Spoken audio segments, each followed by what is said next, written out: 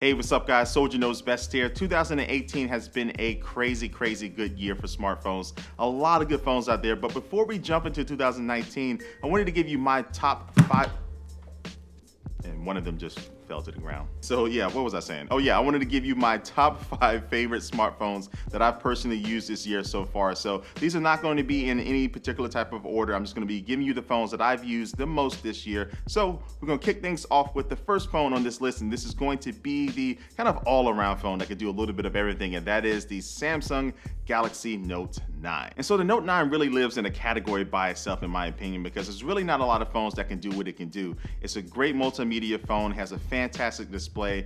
Even though the camera has been passed up by some other phones here recently, it still is a very capable camera for photos and videos. And then also too, when it comes to productivity, you have that S Pen. You have the ability to use Samsung DeX, which will allow you just to plug this phone in to a monitor no matter where you are, just using an HDMI cable. And now you'll be able to basically turn this phone into a desktop computer. I mean, there's really no other phone that comes close to being able to do the multitude of things that this phone can do. And I can recommend the Note 9 for somebody who's just looking for a really solid phone, somebody who's a student, or somebody that wants to use this for work. So this is really just a phone that I feel comfortable with saying that if I needed to leave my tablet or my laptop home for some reason when I'm traveling, this phone would be able to do most of the things that I would probably need to do on the road. So yeah, the Galaxy Note 9 is kind of hard to go wrong with it, but if you're looking for a phone that can basically have a toolbox of all the features that you're looking for in a smartphone, this is the one to get. All right, next up is a phone that when I was using it turned the most heads, and it really just very fun to use. This is the Oppo Find X. Now, this phone is great to look at. I really like how on the back of it, the blue color blends in with the black. It's just the design is really solid all the way around.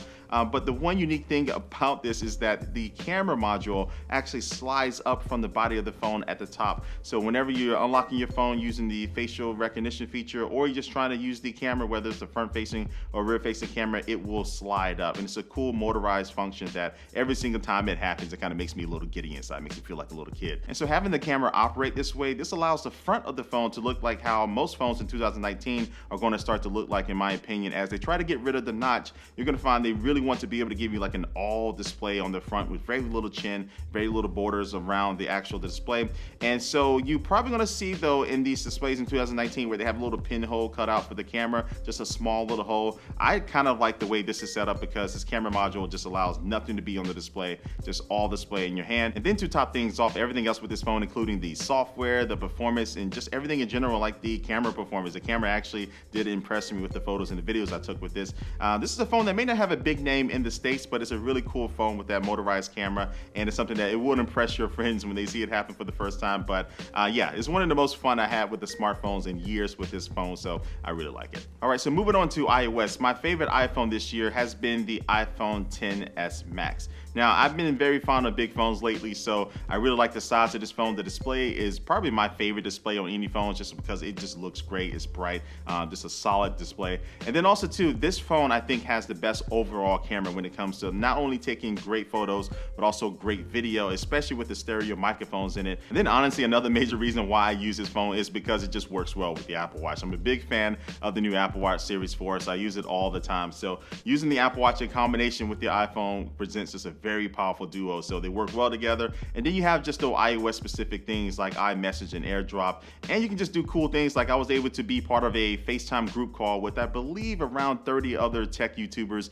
and this was all organized by your average consumer, so that was very fun. So it's these kind of unique things to the iOS platform that kind of keep me coming back to the iPhone year after year. So yeah, overall the iPhone XS Max, pretty good. All right, next up is a phone coming from a brand that's really making waves in the cell phone community, and this is the OnePlus 6T. Now, if OnePlus didn't release this phone, I still would have probably put the OnePlus 6 in this video as well, so they had a couple chances to get it right. So the big difference with this phone compared to all the other phones in this video is that it does start in the mid $500 range, but it doesn't feel that way. It feels like it's a premium experience with the speed and just the way the operating system performs. It is running on Android 9, but it just has there's those extra little tweaks and touches that OnePlus did to the software to make it unique and make it their own, but it's just blazing fast. And then this phone does have an in-screen fingerprint sensor, which over the past couple months of using this phone, it just continues to get faster. So yeah, you combine the software, combine the camera, the display, and that type of new technology where they're not afraid to put it in the phone, and the price point.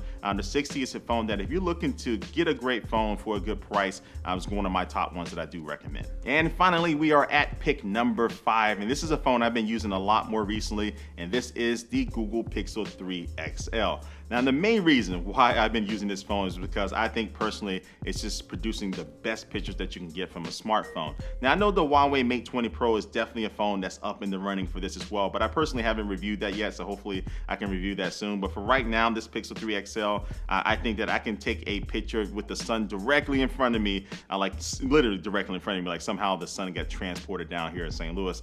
And I think the Pixel 3 will somehow be able to find a way to take a great picture out of it. But the camera does need some work in the video department, and that's the main reason why I said the iPhone XS Max had the best all-around smartphone camera. But just in general, this phone is solid. I think the software needs a little bit of work, even though I do like the function and feel of stock Android. It still runs a little buggy on this phone for some reason. They haven't been able to fix that. And so, as I probably said 100 times already, it's just my favorite phone to take pictures with, so this is why I made the list. And yeah, this is it. This is my top 5 smartphones of 2018. What are your top 5? Please leave your comment down below and let me know your top 5 smartphones. And also be sure to subscribe to me on YouTube. And like always, I do want to thank you for watching this video, and I will catch you later.